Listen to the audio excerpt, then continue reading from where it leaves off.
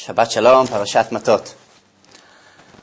We are introduced during this parsha to an interesting battle, a battle of vengeance, the vengeance against the people of Midian. The Midianite women, as we were told in the last two parashot, seduced the Jewish people into idolatry, into fornication, and caused a great disaster in which 24,000 people were killed in a terrible plague. And it is now time to take vengeance upon these people. It is curious because we are introduced to a very rare moment in Chumash. A rare moment that becomes far more profound and explicit during the next Sefer Dvarim, which we will talk about with God's help in 2 weeks. We are introduced in this parsha to a momentary event in which Moshe Rabbeinu explicitly and directly changes the commandment that God gives him towards the Jewish people. God gives Moshe Rabbeinu a very clear commandment. Go speak to the people. It is now time to take vengeance. Nekom nikmat b'nei Yisrael me'et hamidyanim, achar te'asef el amecha. Go and take the vengeance of the Jewish people, of Bnei Yisrael, the sons of Israel, from the Midianites, and then it will be time for you to join the heavenly courts, because you will no longer be amongst the living. Moshe turns to the people and says quite explicitly, Heichaltzu me'itchem anashim latzava. Choose people from within you to the army, and we will stop upon the word that we just used in a moment. V'hiyu al Midian, and they should be ready to go launch a battle against Midian. Latet nikmat Hashem b'Midian, in order to take God's vengeance upon Midian. Not the vengeance of the Jewish people, but rather the vengeance of Midian, of God. So why does Moshe Rabbeinu change the language that God gives him? Chazal teach us that Moshe knew all too well the nature of the Jewish people. This young generation that grew up in the desert, with all of his difficulties with them, had a very strong bond with Moshe. The mere thought of Moshe Rabbeinu no longer leading them petrified the people. With all of the greatness of Yehoshua and the great potential that is vested in him, nonetheless, they definitely did not want to let Moshe Rabbeinu go. They were all too aware that this was Moshe Rabbeinu's last Torah, the last final commandment that he has to fulfill. God explicitly said, fight this war, and that will be it. So Moshe was worried that if he told the people that this was a vengeance that was their vengeance, they would forgo it. Oh, our vengeance, we could do without that. And they simply would not launch the battle. So Moshe Rabbeinu says to them, my dear children, this is not just your vengeance. This is God's vengeance. And God's vengeance we must stand up for. We must avenge. The verb that is used in order to describe Moshe Rabbeinu's expectations for them is quite unique. It is so unique that it is pivotal to understand the nature of the word in order to understand the other big story in our parasha. The word that Moshe Rabbeinu uses is Heichaltzu me'itchem. Heichaltzu, the word chalutz, has become rather common in modern Hebrew language, particularly in anything that has to do with the early days of the foundations of the state. Today we have swapped that word for other words that have deeper political connotations. The word chalutz, or as the early pioneers of this country were called, the chalutzim. The chalutzim were those that stepped up to the plate, took tremendous risks upon themselves, but understood that in the name of ideology they need to step up and move forward. They need to be able to lead the camp. This is what Moshe Rabbeinu was expecting of the Jewish people here. Yes, I know, my children, this is not a battle you really want to fight because you know what will come right after. But this is a battle we must fight, and I'm asking you to step up with great courage. I want you to lead the camp. I want you to become chalutzim. Heichaltzu. This is exactly what we ask God in every time we bench on Shabbat. Ratzeh v'hachalitzenu b'yom HaShabbat hazeh.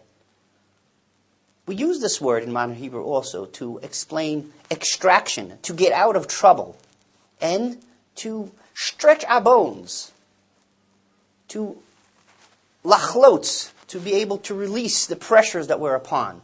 but that is only in order to give us the energies and courage to be able to step forward. Later on in the parasha, we hear a story that is rather perplexing, both in terms of the request that is presented, but more so in terms of the radical and difficult reaction that Moshe Rabbeinu has. We learn about the tribes of Reuven and Gad, and half of the tribe of Menashe, who come, actually, they were joined later, who come to Moshe Rabbeinu with a very interesting request. They say, Moshe, we conquered this entire area of the eastern side of the Jordan River, and we have to decide what to do with it. Now, clearly, we all know that the holiness of Eretz Yisrael lies beyond the Jordanian River, where we are all destined to go. But, we are very large tribes. We have huge quantities of flock, very big herds, and we have tremendous needs. And this land is very lush and plentiful.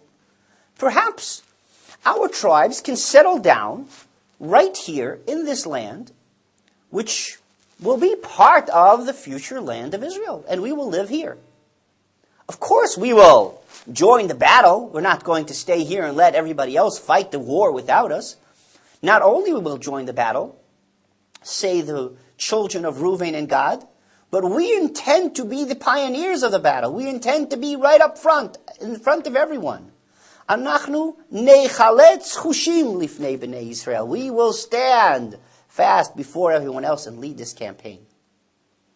Moshe Rabbeinu reacts in the harshest of terms, accusing these people of being rebellious notions, no different than those spies many, many years ago that caused the demise of an entire generation and the long, long, long dragging of feet through the desert for the last 40 years. What an horrific reaction. Hard to understand. We could understand if Moshe Rabbeinu thinks that they should have not tried to choose land that does not emanate the same degree of holiness as the rest of the land of Israel. But after all, isn't the land that they just conquered going to be part of the land of Israel? Is this young generation supposed to truly comprehend the nature of holiness of a land, something that they have never experienced before, never understood? Were they placing any demands? Or were they merely asking to see if it is appropriate? Nonetheless, Moshe is very, very angry. Careful reading of the Psukim reveal exactly what was disturbing Moshe Rabbeinu. Indeed, the children of Reuven and Gad were willing to be pioneers, but their pioneering force, their willingness to lead the camp, was done with a totally messed up sense of priorities. At first, they describe clearly what their priorities are, because they describe what they intend to do once they settle down in this land. They describe that first they will build fences for their flocks, make sure that their herds are all taken care of, and then they will build cities for their children. And then, of course, they will lead the campaign for conquering the rest of the land. That for itself was already difficult for Moshe Rabbeinu to swallow. My children, is your monetary wealth, are your belongings more important to you than your own children? Are the priorities such in which first you will take care of your monetary belongings, and only then you will take care of your families and your children, and only then you will consider what you need to do in order to play your role as part of the Jewish people? Oh, absolutely not. The order is completely different. But there is another key element, a key element in which the children of Reuven and Gad were so deeply misguided. And perhaps this holds a great, profound message for our generation. With all of our efforts to be able to build a new land and to be true pioneers, or in the contemporary term, real settlers. Moshe Rabbeinu corrects them very clearly. As they said, "Va'anachnu nechaletz chushim lifnei bnei Yisrael," Moshe Rabbeinu again and again corrects them and says to them, if you shall do this thing, im teichaltzu lifnei Hashem lamilchama. If you indeed will lead this camp, if you spring forward in front of God to war, then perhaps, if the entire land is conquered as God has promised us, you will be able to come back and inherit this land. Yes, indeed, he repeats over and over again, Va'avadecha yavru kol chalutz tzava lifnei Hashem lamilchama, in front of God to war. Because this is where the true priority remains. Says Moshe Rabbeinu to the children of Reuven and Gad, if you understood that your first request should have been that you will be leading the campaign in front of God, and that it is God's desire to give you the land if He so desires, then perhaps I would have been more accommodating and I would have listened more carefully. But you totally took God out of the picture. You believed that all you really needed to do was be pioneers in front of your own brothers.